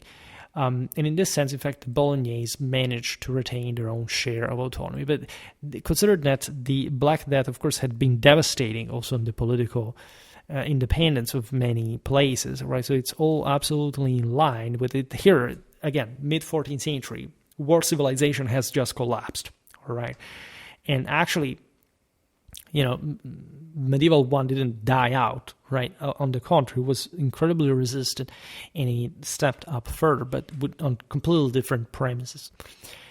The aforementioned Oleggio briefly declared himself Lord of Bologna, but Cardinal Egidius Albornoz, that we've seen also in the video about the Battle of the Rio Salado, as a matter of fact, some decades before, reclaimed Bologna for the papacy in 1360, securing it through negotiations and a substantial indemnity to Bernabo Visconti, that was Giovanni's heir. We'll talk more about Milanese power. I have something coming about Gian Galeazzo, as a matter of fact, as a ruler. There's also a bit later here, but more or less the same context. Egidius Albornoz, great figure, pretty, as we've seen here, warlike cardinal from Spain, that the Pope sends to Italy to reorganize after the crisis, and especially the papal replacement, shift to Avignon with his curia. They had moved there and still were there to reorganize the system, also to just not to lose control of the situation, but also to pave the way for a return of the papacy to Rome that was being, sung and white to an extent by Petrarch, by Catherine of Siena, and so on, all these important figures of the year, rightfully so, by the way. And so Albornoz was a great briber, commander, reformer, organizer. He did really lots of things. We'll talk about him at some point. Bologna was part of the Papal States, as we've seen. And so there is something about this this game now where you realize that it's between the papacy and the Milanese rather than a Bolognese power per se, but still. Albornoz founded the Spanish College between 1365 and 1367. It was a residence for the Spanish scholars at the University of Bologna, which enhanced the studium's international prestige, by the way. A 1376 revolt against papal rule restored communal governance in Bologna.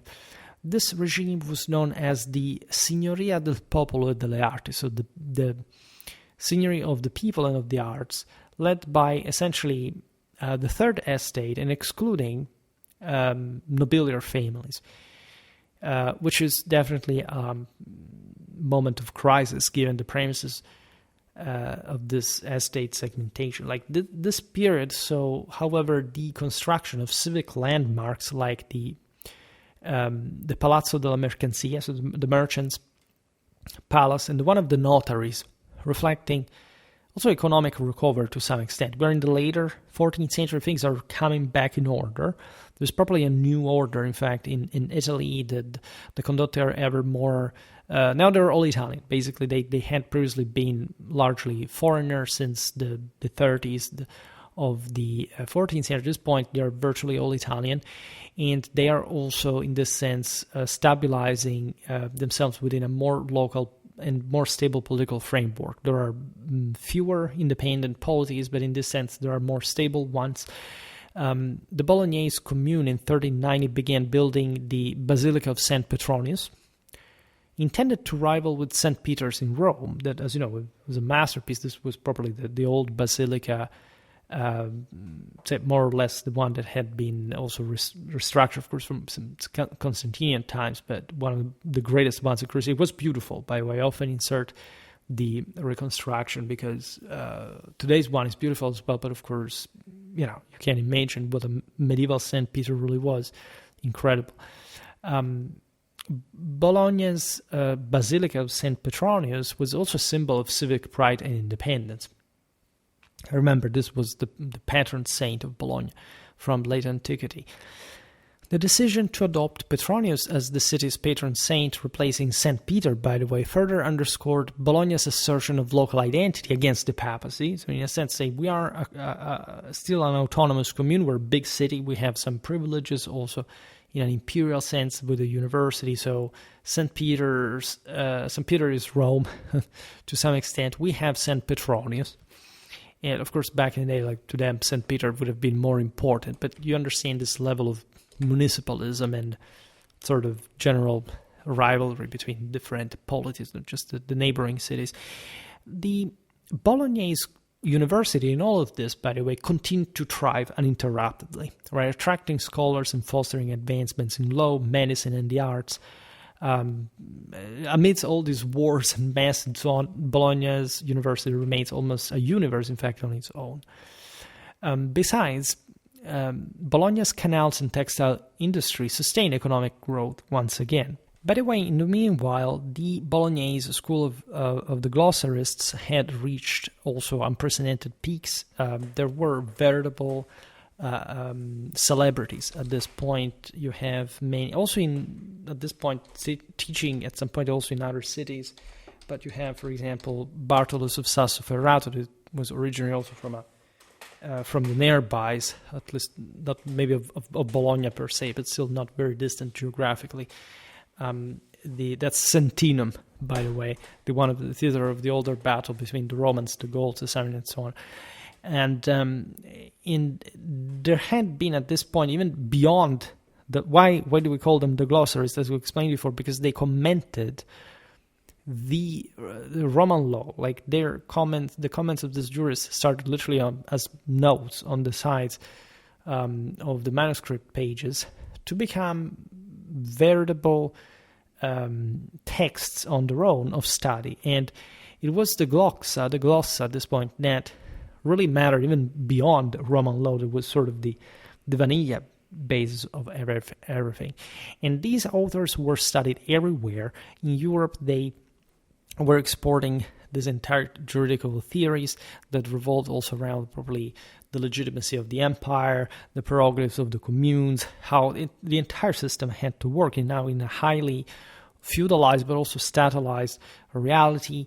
I can't stress enough how international this really is, and that this is the moment in which also the glossarists are starting probably being revered as sort of demigods by the commune as well, that in fact profits a lot from the activity of this dominant school. The 15th century saw the rise of the Bentivoglio family, who dominated Bologna's political life throughout the entire 100 years. Giovanni I Bentivoglio seized power in 1401 with the Milanese support, but was killed the very year after at the Battle of Casalecchio, defeated by Gian Galeazzo Visconti. In fact, we will see this relatively soon. Bologna briefly returned to papal control, but unrest persisted with revolts led by figures like Pietro Cossolini in 1411 and Anton Galeazzo Bentivoglio 1420. In 1442, Annibale I Bentivoglio recovered the city from Milanese control, but was assassinated 3 years later, likely at Pope Eugene IV's behest. Sante Bentivoglio, his cousin, assumed power in 1446, securing semi-independence through agreements with Pope Nicholas V the year after, which granted Bologna limited autonomy and the right to send ambassadors to Rome and other states probably as a power on its own. This is sort of relevant. You understand that now Bologna is increasingly framed under like probably a papal. Is a papal state. That's why we call, say, that they wouldn't have the notion of papal states. It's something that just was introduced in historiography to stress the fact that the system was not overwhelmingly centralized. However, it didn't do badly, especially in terms of mercenary condottieri manpower. Surely, however, Bologna wasn't sort of a truly independent state. Mostly the signories had their own space in the city. They could control the surrounding district. They were veritable territorial powers, but they always fell under the sphere of influence of this or the other bigger powers, in particular the Milanese and the Papacy in this context. Sante's rule fostered stability and cultural growth, with the restoration of landmarks like the aforementioned Podestario Palace and the construction of the Bentivoglio I, began in 1460.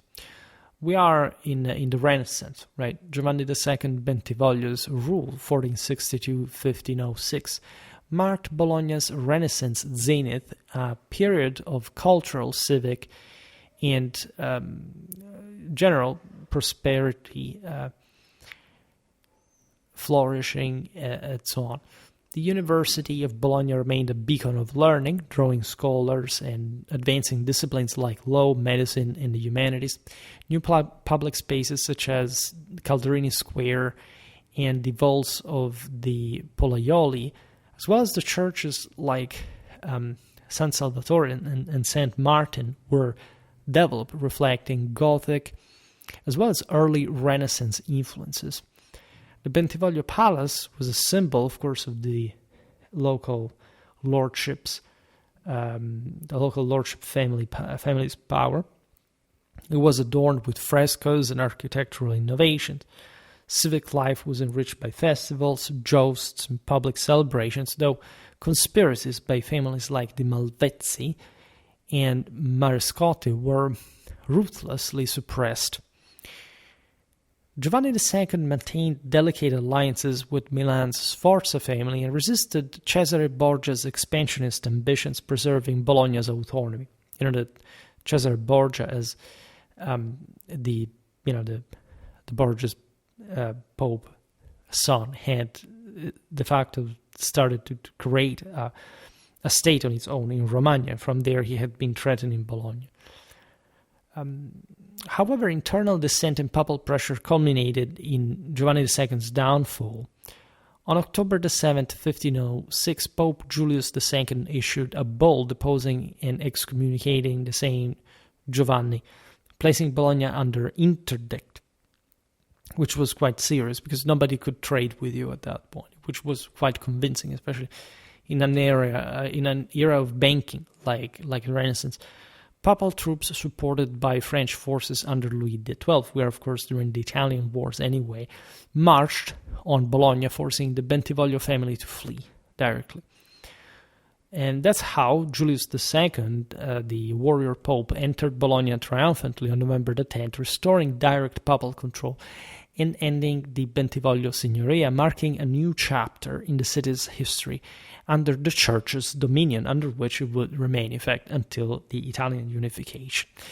When you talk about medieval history, of course, there is always so much to say. It's never so easy, and you understand how many things there are. I think that talking, especially for cities, about the ancient background is always very important because it speaks volumes of sort of the entire context, especially the identity of the cities. What you realize, especially with the Italian communes, is that there is a massive continuity with municipal identity from ancient times. There isn't probably a breaking point where you say, well, but the cities, I don't know, fell and they were repopulated or were refounded, they were always the same, and they maintain always essentially their own tradition. We'll have to discuss this because there are interesting studies about it. This period, especially from late antiquity to the high Middle Ages. I personally prefer the later ones because, in any case, I think they are the most underrated.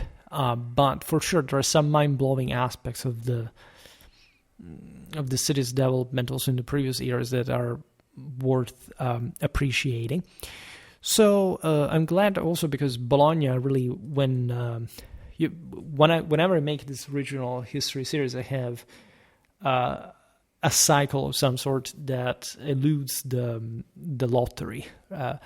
I decided over time to make something about, basically there are 2 videos about anything that can go from Germany to Spain, like in northwestern Europe of some sort. It can be Scandinavia, also can be the British Isles, France. Then one about Italy, because there is really too much there. And also in terms of polities, and it's so beautiful to have this plethora now of city-states videos that so radically intertwine with one another. Then you have also the Kingdom of Sicily. We didn't talk so much about southern Italy. We have to make up for that. And then something about Eastern Europe, broadly meant. We don't make anything about the Byzantine Empire because at least not yet, we could, because we have an entire series dedicated to the Byzantines, and they often also come up at this following the lottery, which we're not doing so much because there are lots of specials, if you've noticed in the last month or so. And that's also why we sort of diluted this kind of other series about... we don't have, I think... We have the Italian communes, but not Italian city-states, because they're two different things, at least in historiographical terms. And in any case, I was looking at this, and in Bologna, and you see, I have to decide myself which, this is the degree of arbitrariness of this, that is not the lottery. I decide what is coming next in this cycle, right? Which place. I know it in advance. I'll also always have some kind of reserve, so that I can always cover something even when I don't have time at some point. And everything is flowing very smoothly, I must say. And Bologna was really there from a long time, simply because of the fact that it's such an important city, not just of the university, but because of the general place in Italy. And it seems to me like we haven't really discussed well, in spite of our, here I see 122, this is the 123rd video about the medieval Italian communes, this Italian political landscape at all, right? That's my impression. We really need to make more and more. I haven't created a playlist about Emilia because we didn't talk so much about it. 52 videos about Italian lordships. Is it possible? Maybe. I thought there were less. There must be. Northern Italy. I think I had created this. Is it not possible? Central. I'm sure I did it. Come on. Central Italy. Yeah, we have it. Medieval Central Italy, 59 videos. Then Northern. Maybe we haven't done it. Yeah. Medieval Northern Italy, 50. And so, yeah, it's still relatively undense. Telling the truth. It may seem a lot, but it's not a lot at all. I'm glad this year to have made some videos about Venice in particular. Really, we talk about Milan here and there, and again, the last solar year, so to say. But we have to increase dramatically because it's not possible to continue. And you need this. For example, I prepared a video about the Gonzaga. I'm sure nobody has a cohesive, multi-hours long history about the Gonzaga.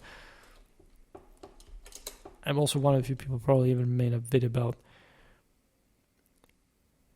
Somebody unexpectedly did, but it's more like a sort of documentary, those from TV, and nobody made. I absolutely have to make them. Yeah, I think the Gonzagas are as the house, not much as the Marquisate of Mantua, because that can be trickier, but not even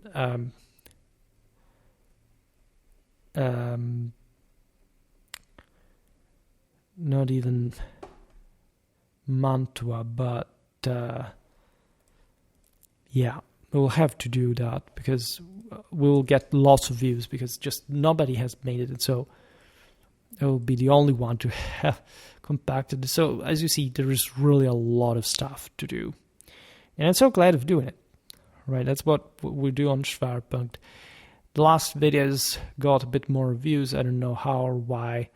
Okay, within the Europeans is an easy win, but I hope to make also more because the channel really needs to grow. And it is fairly growing to an extent, but we also can't lose the opportunity to grow more and more and more. The video responses to Scholar Gladiatoria have been fine. Let's see if Scholar Gladiatoria made some further video.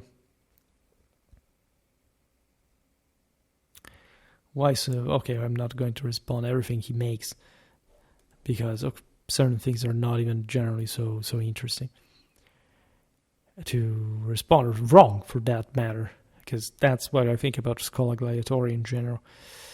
I'm more from the tactical side of the store. In any case, for today, I stop it here.